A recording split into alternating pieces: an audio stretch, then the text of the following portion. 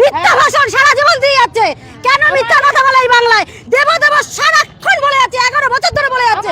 কাউকে চাই না দিদি, ছাড়া কাউকে চাই না দিদি, আমাদের জীবন দিদি চাই। লক্ষ্মীর ভান্ডার পাচ্ছেন? শুভেন্দু অধিকারী কি হিন্দু ধারক বাহক? উনি নিজে হিন্দু কিনা আমার যথেষ্ট সন্দেহ রয়েছে।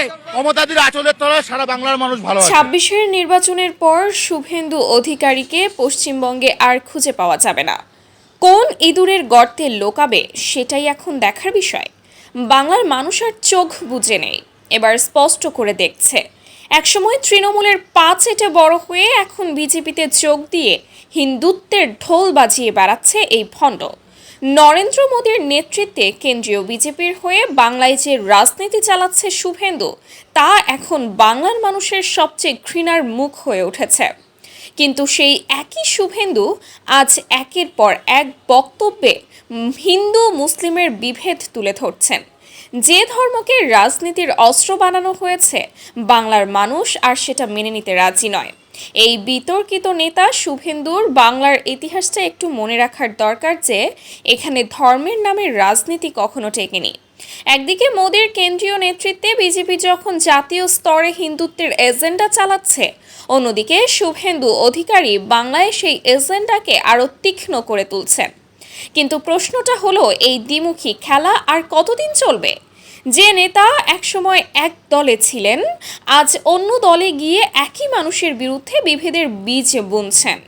এটাকে কি রাজনৈতিক পরিবর্তন বলবো, নাকি সুবিধাবাদী রাজনীতি? চায়ের দোকানে, রাস্তার আড্ডায়, বাজারে বসে সাধারণ মানুষ এখন একই কথা বলছে, ভাই ধর্ম নিয়ে রাজনীতি আর চলবে না। আমরা চাষি, আমরা মজুর, আমরা ছাত্র, সবাই একসাথে থাকি। একজন নেতা এসে হিন্দু মুসলিম করে ভোট চাইলে আমরা আর সেটা খাবো না। একজন বলছে শুভেন্দু অধিকারী যতই চিৎকার করুক, বাংলার মানুষ অতিষ্ঠ হয়ে গেছে এই বিভেদের রাজনীতিতে। কেউ কেউ হাসতে হাসতে বলছে 26-এর পর দেখবি এই সব বক্তৃতা আর কাজে লাগবে না।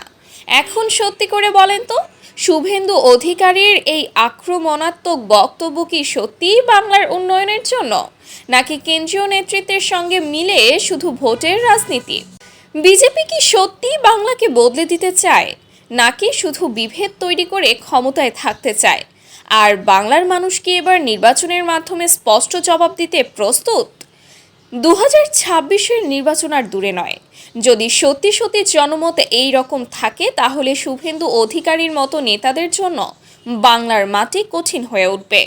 যারা ধর্মকে রাজনীতির অস্ত্র বানিয়েছেন, তাদের আর ক্ষমা নেই। জনগণের ধৈর্যের সীমা পেরিয়ে গেছে। বাংলার মানুষ এবার শিক্ষা দিতে চায়, না কোনো ব্যক্তিগত আক্রোশে, শুধু রাজনৈতিক দায়িত্ববোধ থেকে। কারণ বাংলা শান্তির বাংলা, বিভেদের বাংলা নয়। তাই আজ তোমাকে সরাসরি প্রশ্ন করছি, তুমি কি মনে করো শুভেন্দু অধিকারীর এই রাজনীতি বাংলার জন্য ভালো, নাকি 26-এর নির্বাচনে বাংলার মানুষ এই বিভেদের রাজনীতিকে পুরোপুরি প্রত্যাখ্যান করবে?